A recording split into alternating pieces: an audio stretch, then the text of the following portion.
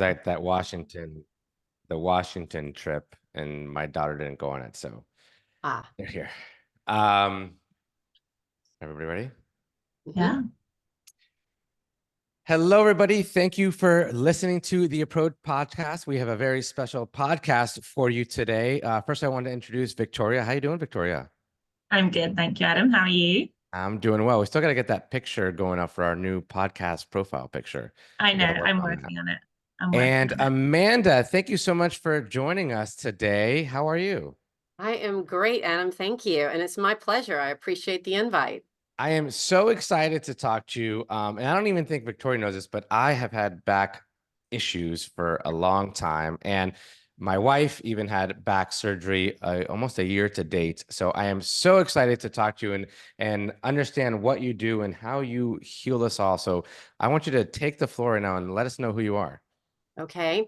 Well, Adam, like you said, my name is Amanda Harris, and I am an exercise physiologist and certified medical exercise specialist, which we can get more into what that means later because I realize a lot of your listeners have probably never heard that title before.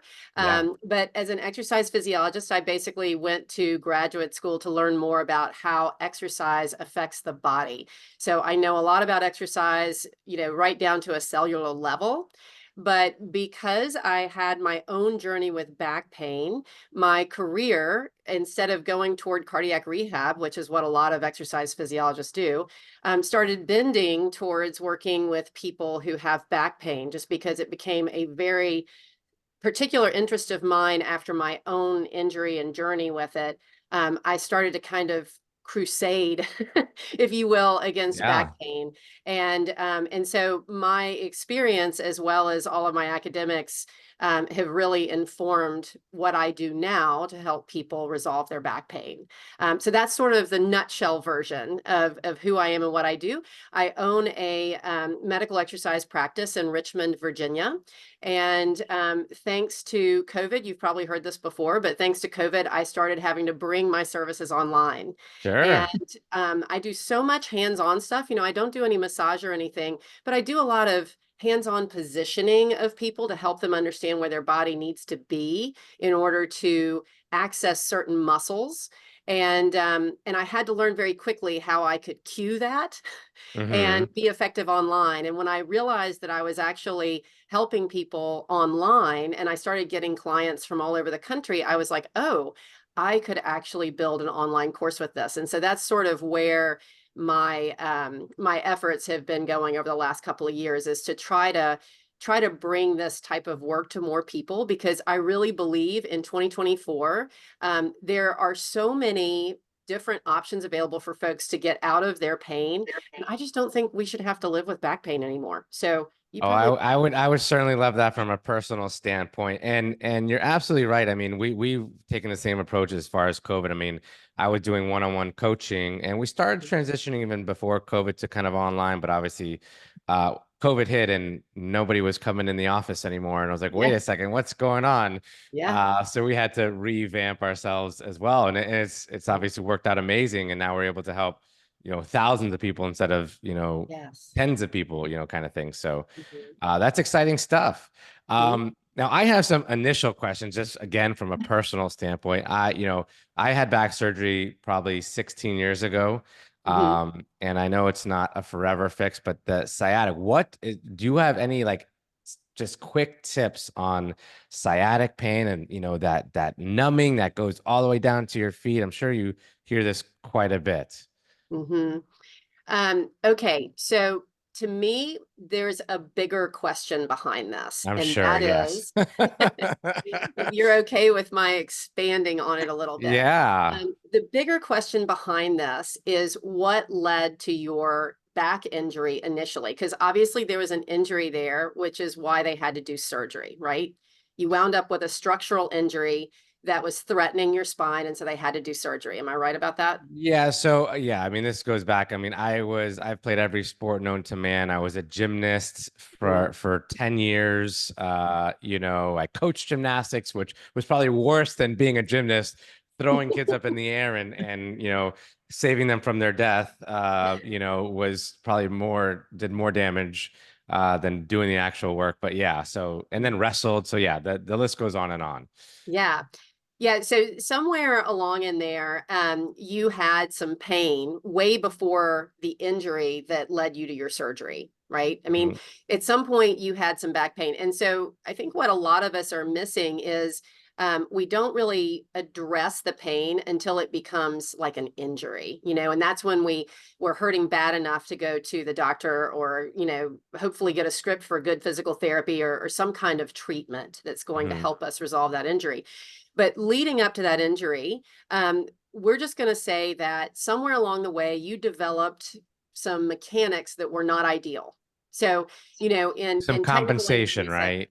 yeah, we say suboptimal mechanics, right? Like we say the mechanics just weren't quite up to par, meaning that you were moving in ways that put extra pressure on your joints and maybe some of the structures in your back. And so as your back pain occurred, what happens at your nervous system level, your brain, right, which is really the controller of your entire body, your brain goes, ooh, we've got pain in this area. And so it starts to make some changes. And one of the changes the brain makes is it reassigns a lot of your more movement-based muscles, like the muscles that bend you backwards, like your back extensors, right, that get you into backward bending. Mhm. Sometimes even some of your outer core muscles get reassigned, but the one that most people recognize readily is the fronts of the hips, the hip flexors. Like they'll say their hips feel really tight and grippy. So the Yeah. brain will actually start to reassign those muscles and tell them to brace you. So your muscles actually get really tight. And that's one of the big complaints about progressive back pain is people feel so tight, feel like they can't forward bend, that it's hard to get in and out of a chair. They just feel really stiff and tight. And that's your body, your brain trying to protect you from further back injury. And at the same time, what it's doing is it's unplugging or deactivating some of those little muscles that are closest to your spine that allow for all that wonderful range of motion that you can remember as a gymnast or even as a wrestler, right? Sure. All that wonderful range of motion was made available by these little tiny muscles that are close to your spine that are meant to create some control, but also freedom of motion. And so when your nervous system goes into this reactive protective mode, it's facilitating or reassigning some of those big muscles to hold you steady and creating tone and tension there, what we think of as tension or tightness. And Mhm. it's unplugging the muscles that give you the freedom to move. And this really is the beginning of a cascade that sort of worsens with time because now you're into compensating. And I think you said that a minute ago, right? Like Yeah, yeah, now you're compensating. So you're using muscles inappropriately, and that starts to create pressure on other joints. So not just the joints of your spine, but maybe your knees, maybe your hips, maybe your shoulders, and maybe it's just one, right? Like maybe it's one knee that hurts worse than the other, or one shoulder that hurts worse than the other yeah. because your body, if there's one change in your body, there has to be an alternate change somewhere else, right? We call that like Right. in science, they call it a closed system, which just means that you can't escape that change. If there's a change in one area, there's kind of an equal and opposite change in another area. And so as you are adapting to this cascade that is literally started, Sure. motion tends to get worse, but we humans keep moving and we keep trying different stuff until an injury actually occurs. Right. So the reason I wanted to explain that is I think by the time we get into sciatic pain is kind of a downstream part of all this change, all this cascade and compensation. So you've got too much muscle tightness or Yeah. tension that starts to put pressure on that big sciatic nerve. And of course, when you start feeling that discomfort, whether it is tingling pain or just like loss of sensation, like you're saying numbness there, you start to once again change how you're moving to try to take pressure off of that, which of course creates even more I, adaptation I compensation. feel like with all this conversation, my damaged goods, or is there like some hope that I There can is hope. There's totally hope. Because if your body took you there, it can also take you out of it, right? So, like, I was listening to your podcast last night and I was thinking to myself, oh my gosh, this is so incredible. Like, what you have learned that the human body can do with fasting Sure. and how much change people are experiencing just with changing the time of day they're eating. And Very I true. believe you can do something very similar with back pain on the movement end of things. So, I absolutely believe there is hope. I think depending on where you are in this process, it may take a little bit longer to get to where you feel like you've got resolution. But just like with fasting, it's that persistent, consistent level of effort that it takes to really retrain the body how to move well again. I And like that analogy because we talk about consistency so much in this. A lot of people like do yes, extended fast and all these things, and we're like, look, the consistency is where it's at. So I'm glad you're using yes. that. And so I was hearing you last night talk about like people wanting to put stuff in their coffee. I was getting the biggest kick out of this because my husband's been working on intermittent fasting, but he always puts milk and sugar in his coffee. And I thought, yeah, I Yeah. got to talk to him about that. Yeah. But you know, you can self-sabotage just in little tiny ways, right? And so a lot of what I try to help people understand is what it takes to retrain those faulty movement patterns and get you back to healthy, more efficient movement patterns. And a lot of it is consistency and discipline. And, you know, and so where I really try to start unwinding it is that we're kind of in a cycle with this. So I didn't really finish describing the cycle, but you know, if you think of a cycle, you think of a big circle. I almost wish I had a visual here for your listeners.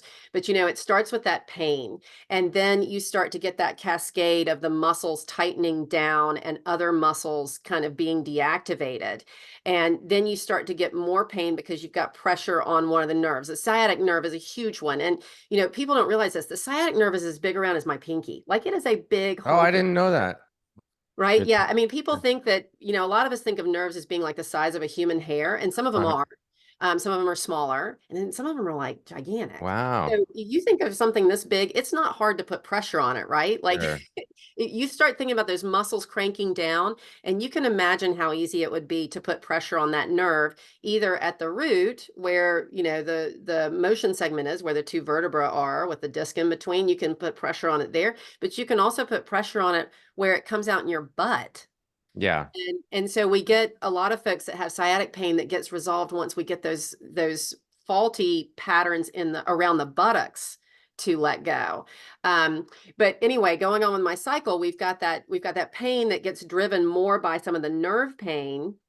And then that starts to drive anxiety, right? And we're already in 2024, some pretty stressed out humans on this planet. And so we Yeah. start driving up the anxiety and the stress, and all that mental anxiety and stress actually complicates that pain cycle, right? And you just keep going around and Sure. around in that cycle. And so one of the first things that I start retraining people on how to do is breathing, which, you know, often folks will look at me sideways and they'll say, I've been breathing all my life, Amanda. I couldn't be sitting in front of you if I wasn't breathing. Like, why are we talking about breathing? But you know, when we're sitting in front of computers all day, we don't breathe very well. It's a very And shallow breath, right? Yeah. yes, Yeah. yes, very shallow breathing. Mhm. Often we use the upper shoulder muscles and neck muscles to complete that breath because ironically, it costs fewer calories to breathe that way than it does to use your whole respiratory system with your diaphragm and your chest wall muscles. Sure. And so the brain's like, hey, you know, if we've got to focus on this little box that's creating all this information that I've got to assimilate into my brain, then I've got to cut some of the calories out. So let's just cut down on breathing. Great idea, brain. But so we wind up having to retrain the breath a bit. And when we retrain the breath, Adam, something almost magical happens because slow, deliberate breathing also drives your down regulation system in your nervous system. So it actually calms you. Well, So and I would assume what's the word? Oxygenating your oxygenating, yeah, body more. Yes, thank yeah, you. Right, that's going to be helpful as well, I'm sure. absolutely. Because one of the things that happens with tight muscles is they're not getting great blood flow, right? Which Sure, means they're right. not getting great oxygen. So you're absolutely right. So it helps to reoxygenate. It helps to lower all that You like said it much better than I did. tightening. Oh, well, you know, I tend to use that word a lot. Yeah. But it helps with everything. So it brings the anxiety down. It helps to get more oxygen into the bloodstream. But it also helps to reactivate those deep muscles that are closest to the spine that are supposed to control the movement at the level of the spine. And that really helps some of that extra tightness of those outer muscles come down a little bit. So it sort of is the start of unwinding all this problem, all this dysfunction that we've, sort of Wow. experienced. I was just having a conversation the other day with a buddy of mine. He said he's doing these breath exercises and how much it's helping. So I'm so glad you're reiterating this, that I Mhm. think, these are signs that not only but we all need to start doing this more. Just a simple breathing exercise we take so for granted. Yeah, Um, I'm sure I am so enthralled with this and could talk about this for hours. I know Victoria has some questions that she wants to get to, right? Well, absolutely. Amanda, I really want to sort of bring it back to you and your experience and how you got to where you are, because you're obviously clearly an absolute expert in your field. Oh, When thank I was you. reading up about you, I think there was a really awful accident that actually kind of did like a barn wall fell on you. I think you almost Yes. died. I think, Yes. love to hear like your experience with that and how you got to where you are. Well, yes. So I did have a barn wall fall on me. I was a senior in college, It's like a and real thing, like a wall fell on you. yes. So I rode a lot. I was an equestrian athlete in my younger days. I hate saying that that's in the past, but it is for now. But yeah, I had my horse at a farm that had a modular barn. And if you can remember that, it's not like it was a very well built barn, but it had It's not a been solid structure. Yeah. right. It like I guess the way it was constructed was the walls were dropped into a frame, right? So Uh-huh. that it was like pre put together and put together by cranes or something, but it was still, like heavy hardwood walls and sliding stall doors with all the, iron fittings on them. So it was not cheaply made, but it was modular. So Hmm. these so like the walls were one, I guess they were all bolted together. I don't know how else to describe it, but I had this horse tied to the barn wall and I was saddling him, and and he was prone to having little freakouts. But in the past, when that would happen, usually I would know fast enough to untie him and like let him run backwards with me holding on to him. Um, or he would break his leather halter or something would break. But that particular day, for some reason, he pulled the whole wall down. I don't know what had happened, whether like something had gotten loose in the frame, who knows? But he panicked and he ran backwards and he was tied to the wall and the whole wall just came crashing down. And I had my back to the wall and was looking at him because he was in the aisle. And so when he started to blow, I thought, okay, well, I've just lost another, $50 leather halter. It never occurred to me the wall was coming down until I started feeling something pushing me. And so I ran from it and it flattened me. I was face down, pinned under it, and it was covering me from the shoulder blades down. And it was about 6 stall fronts. So it was heavy as all get out. I could barely breathe. And I remember thinking, because he was standing there still tied to the wall, but at the end of it, like he was outside the barn. And of course, he was in a total panic at this point because it was like, oh my God, what did I just do? Sure. Um, and I remember lying there and thinking, well, this might be it, because if he comes running back at me, he's just going to run over me. Right. And I laid there and I thought I was by myself. And as I was trying to figure out what was about to happen, these arms just came out of nowhere. So apparently there was this girl in the barn that had probably just driven up and I didn't hear it because of the calamity, but she came running and grabbed me from underneath my arms and pulled me as hard as she could. And we both fell into the stall across the aisle when I came free of the wall.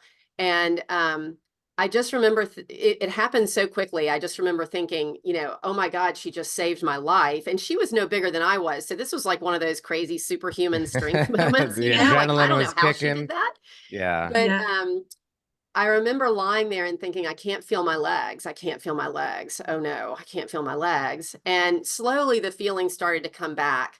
Um, and she grabbed the horse and got him taken care of, and then she took me to the emergency room, and my I was able to walk by the time I got to the emergency room, and they looked at me, the doctor looked at me and said, well, you were very lucky because with the bruising on your back, you could have very easily broken some vertebra, but you didn't. And he said, you know, this was 1993, I think. And he just looked at me and he said, you know, just I'm going to send you home with some muscle relaxers and some Tylenol 3 and just surf the couch for a couple of weeks. And when you feel better, just do whatever you want to do. And I said, well, hold on, you know, I teach aerobics at the university and I ride my horse. And he goes, yeah, whatever you feel like doing. If it hurts, don't do it. But yeah, go back to Wow. the city. And we were in a very small town in Virginia too, very rural town.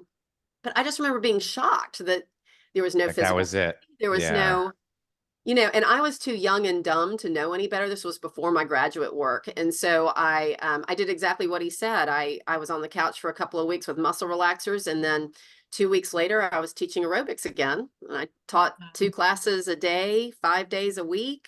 And of course, you know, at 20 or 21, you bounce, right, Adam? Like you said, Yeah. Sure. gymnastics and the wrestling, and you have an injury and you're like, oh, it doesn't hurt anymore, so I'm back at it. But it did eventually catch up with me while I was in graduate school. And the fortunate part was that I was already studying exercise physiology. So I just started figuring I'd hit it with exercise because I mean, that was my environment, right? Was That's some studying strength exercise. work. And so I would go in the weight room and I would work out and my back would freeze up. And then I was like, okay. And I go to the doctor. And so eventually I started getting physical therapy prescriptions and I loved physical therapy. And I started like shadowing physical therapists because I found it fascinating. It's like, how can I actually heal from this? And then I would feel like I was done. I would be discharged. I would have great therapy. Like I loved the people I worked with. And then a month or two later, I would be doing something innocent like pulling on a riding boot and my back would go out. I was You know, like, what the yeah. heck?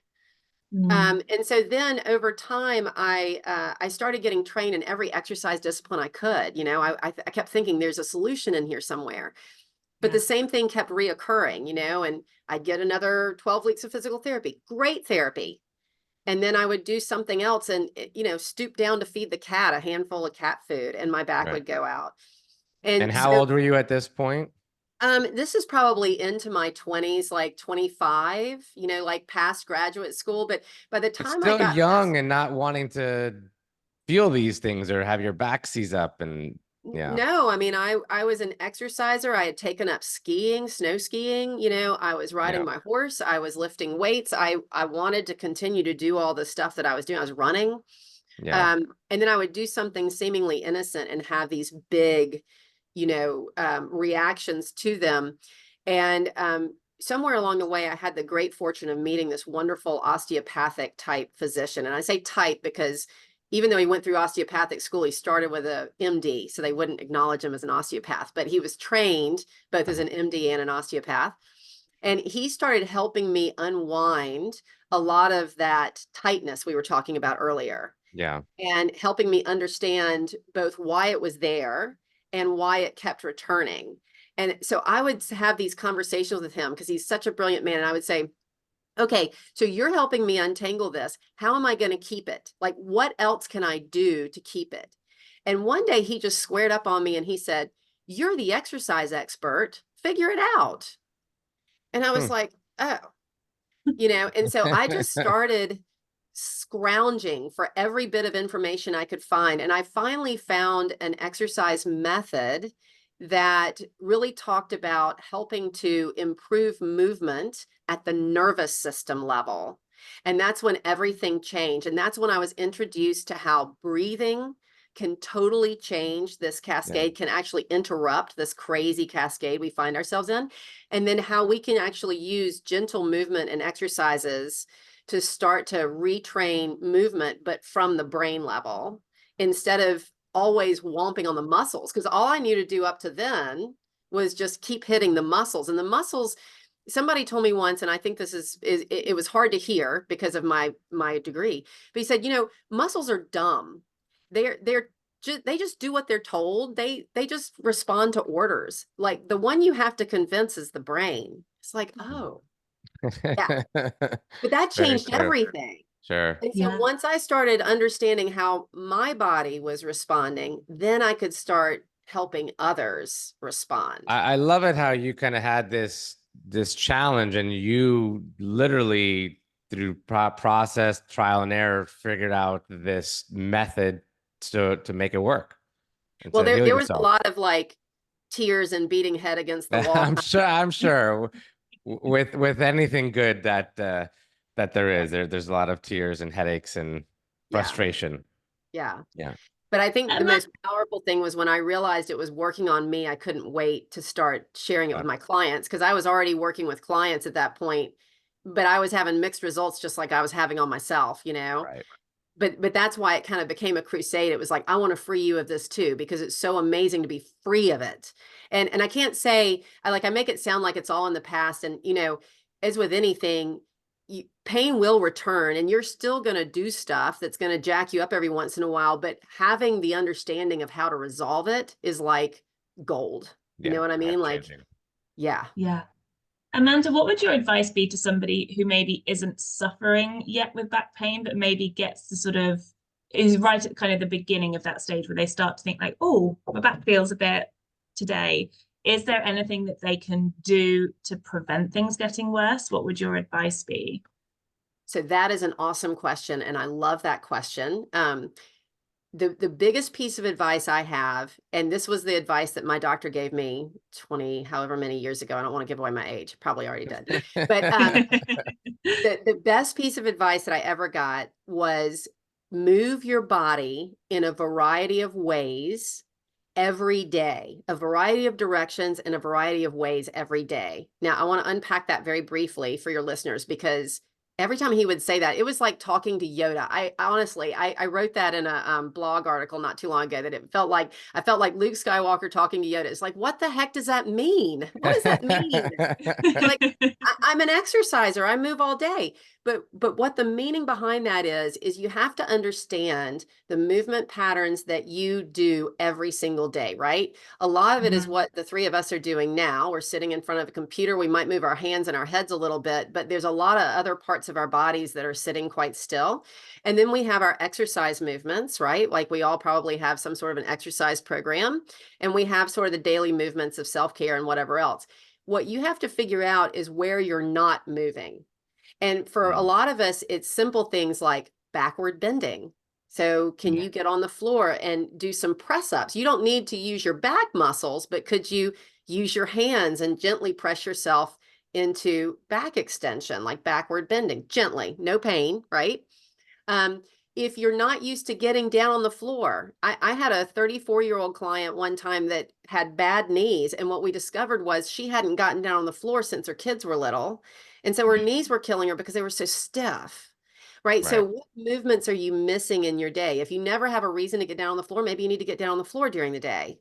If you never rotate because you have a backup camera in your car and there's no reason to turn anymore, then maybe you need Right. to rotate a little bit, right? So Yeah. what I would tell your listeners is start to think of, I mean, like we talk about diet recalls and things like that, right? Do a movement recall. Where are you Right. not moving? And let's see if you can add that into your day so that your body has a more well-rounded repertoire of movement. And honestly, that alone can save your back. That's great. I mean, listen, That's we such could good. talk about this. I could talk about this for weeks and weeks. It's such an interesting topic just because I've been through it. I'm still going through it.